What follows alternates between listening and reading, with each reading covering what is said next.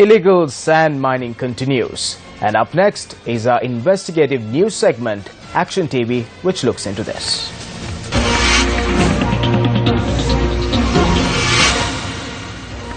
Work on the Lower Yarnoy project is nearing completion. The project is being spearheaded by a Chinese cooperation, with all major decisions on the project being taken from Shanghai. The Irrigation Department is of the view that the reservoir, which is being constructed by blocking the Yarnoy, will not be able to provide water to a large amount of land when taking into consideration the extent of land being used up for the reservoir. The lands that will be submerged through the project include lands of archaeological importance as well as many wildlife habitats. The creation of this project would lead to an intensification of the wild elephant conflicts being faced by residents of the Anuradhapura and Trincomalee districts.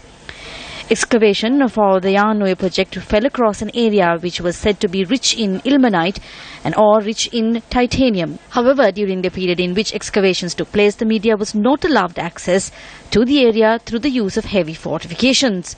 One can safely assume that the ilmenite deposits were also extracted during the excavations. Excavations also made way for another discovery. This time it was a large deposit of sand. The Ministry of Environment took prompt steps to ensure that the government is not able to reap the full benefit of this new discovery. The ministry issued permits for certain individuals to mine the sand based on political suggestions. For nearly 1.5 years, these individuals who obtained the license extracted sand disregarding environmental regulations. On the 30th of last month, the farmers in the area who could no longer cope up with the burden that they have been suffering due to the mining and transporting of sand took to the streets. When the Ministry of Environment could no longer ignore the voices of the people, they took steps to cancel all licenses with effect from the 30th of January. However, the cancellation was merely a farce, as sand mining and transportation continues to this day. The police play a supporting role by hoodwinking the people.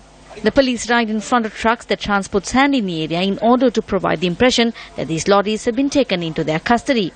However, the police is yet to bring such a sand lorry into their custody or present such a lorry before court. For nearly 3 years, people who have been displaced due to the project have been left destitute without alternative lands or reparation for the lands that they lost.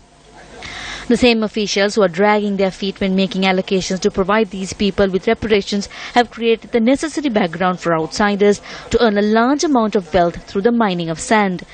This is simply another ugly sight which has come to be associated with the Yarnoy project.